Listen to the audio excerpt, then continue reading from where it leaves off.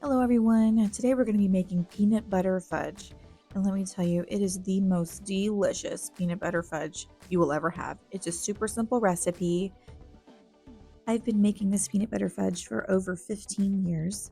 It's not hard, but you do have to follow the steps exactly how I show you, or else it probably won't turn out right. Almost a guarantee. You're going to need 4 cups of sugar, 1 cup of milk, 1 3/4 cup of peanut butter, and 1 teaspoon of vanilla. And you're going to need to prep your peanut butter before you start your recipe, just so that it's already ready to go, because you put that in at the end, towards the end of the recipe. So make sure it's in a cup like this or in a bowl, prepped and ready to go.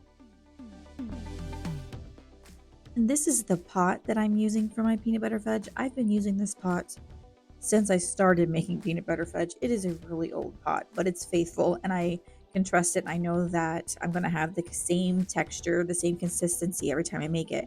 So I suggest that you have a good sturdy pot with a flat surface bottom and non-stick so that it doesn't burn.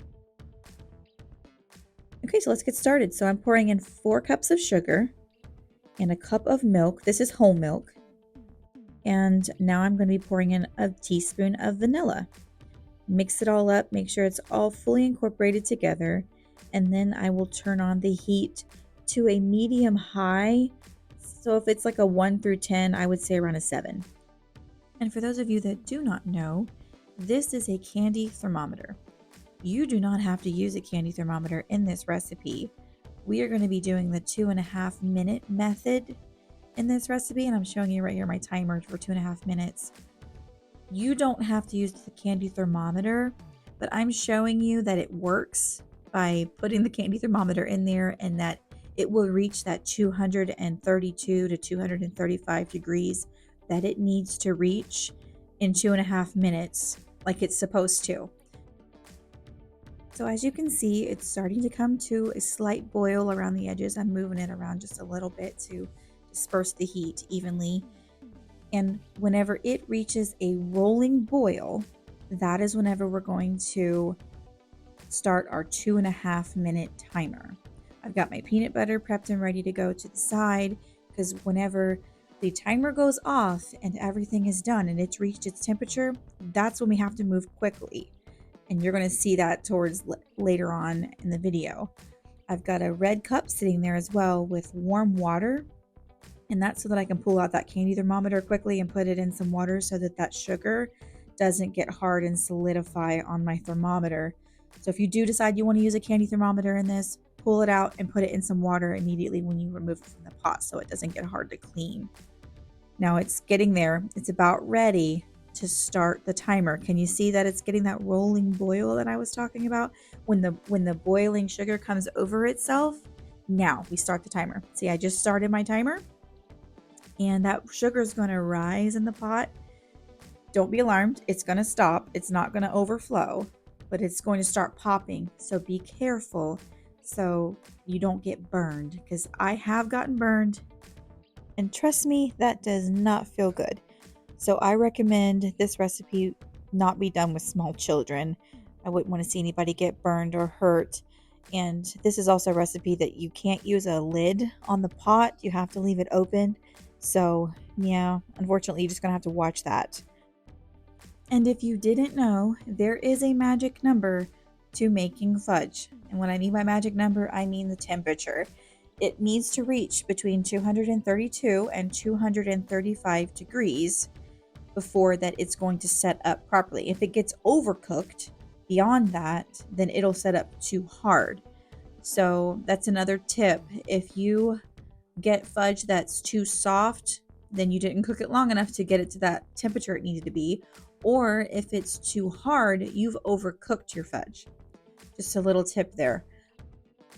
It's also really important to know that you need to have everything prepped and ready to go. As soon as that 2.5 minute timer goes off, you gotta move quick, because that fudge is gonna set up and you don't want it to seize up in the pan. So make sure that you have a dish ready to go for you to pour your peanut butter fudge in immediately.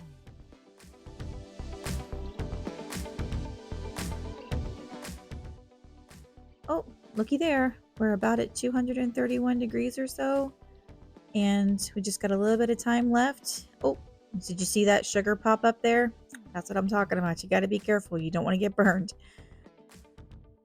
Okay, so as soon as that timer is done and it goes off, you have to remove it from the heat. Turn off your burner, and if you have an electric stove, then you need to move it from the burner and put it on a cool spot so it doesn't continue to cook.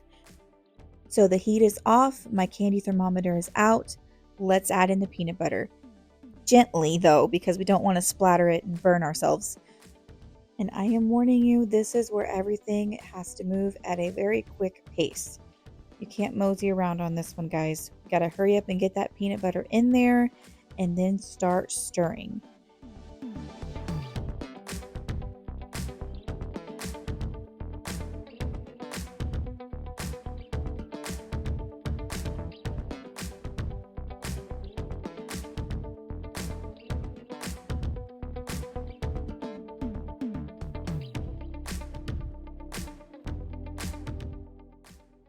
Now, the peanut butter should melt and incorporate quickly, but you do need to stir kind of rapidly to make sure that it all gets incorporated quick and that it gets all the lumps out because you want it to be smooth and creamy. We don't want lumpy chunks of peanut butter in there. Make sure it's all incorporated and mixed well. Perfect. It's smooth and creamy just how we want it. Now we're going to have to move quick. Take it straight over to the pan or baking dish that you have set out for your peanut butter fudge and get it in there ASAP before it starts to set up because it will set up rather quickly. Make sure you get it from corner to corner, and if you need to use your spoon or your spatula to kind of nudge it around, that works too.